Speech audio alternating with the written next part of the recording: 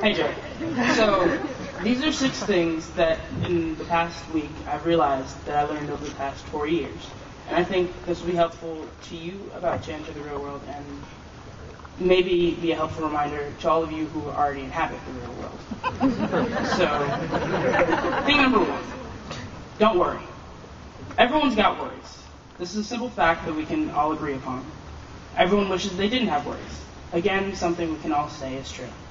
Everyone should stop worrying because it is more often than not a useless pastime. And now I've lost all of you. Here you're thinking, well, this is really important and it's bothering me. I can't stop worrying about it. And there you'd be wrong. Not about how whatever you're worrying about is important, but about the fact that you can't stop worrying about it.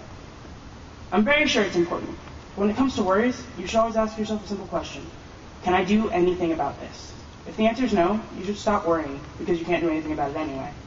If the answer is yes, I can do something about it, then why are you sitting around worrying?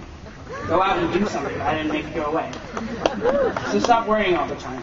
Worrying is using your imagination to create things you don't want. And I ask you, why would you want to waste your perfectly good imagination on things you don't want? Thing number 2. There is always time for ice cream cake.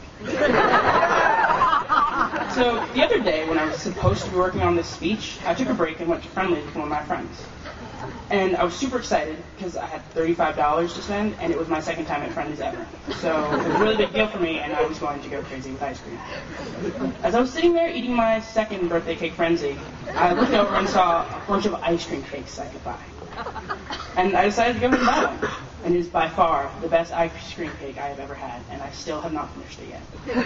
And it's mostly the best because I got it when I was supposed to be doing work. I realized that one shouldn't let their life be consumed with the things we have to do. There should always be time for the things we want to do. And for ice cream cake, because there's always time for ice cream cake. Thing number 3. Promises mean something. The lack of honor in the world today is astounding. I recently had an argument with one of my friends about the importance of keeping a promise.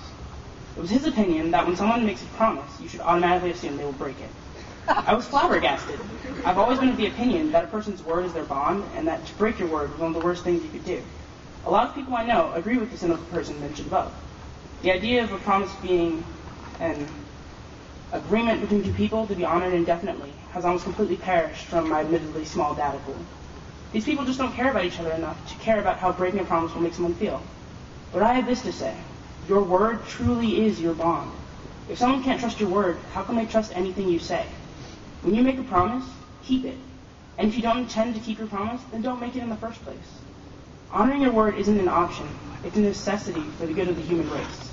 If people could, with all honesty, truly trust every person they meet wholeheartedly, then life would be so much smoother.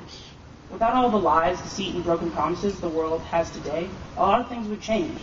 This may be the simplest way I know that you can change the world for the better. Thing number 4. Thing number 4. I'm bad at counting. Learn something about everything, and everything about something. After Osama bin Laden was killed, there were many, many Twitter posts asking who the man was and why anyone should be interested in his death. Once, my brother was asked, which direction is clockwise? Really? There are ways to keep this from happening. Read a newspaper. Read books. Lots of them.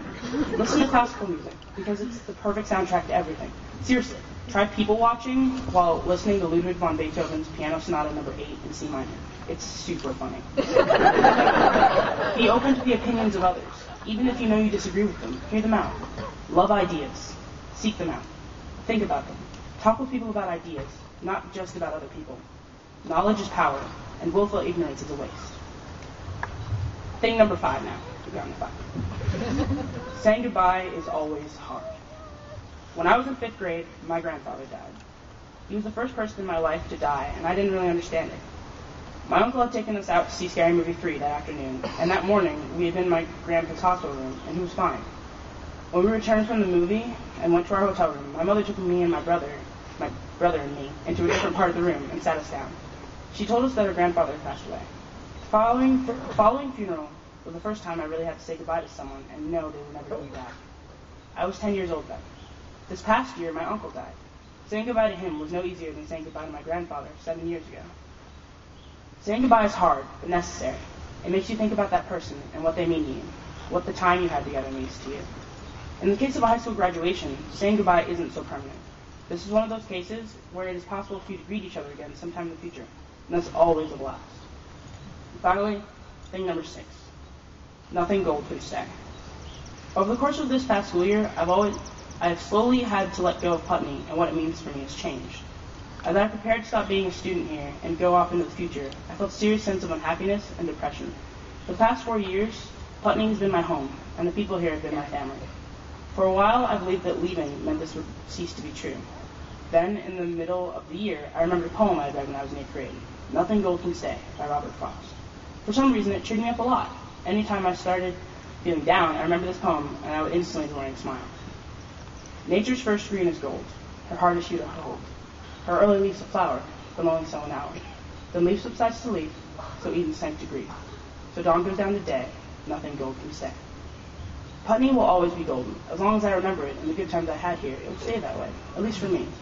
And as for all of you being my family, I'm 100% positive, which is weird because I've always refused to be positive about anything. Only fools are positive, as Robin Williams once said. I'm 100% positive that I will always love and cherish the people I knew here. This poem is about cherishing things while they last, because nothing lasts. But memories last. Friendships last. Putney will last forever, if only in the hearts and minds of all of us here today. Putney is golden, and it will always be golden. Thank you.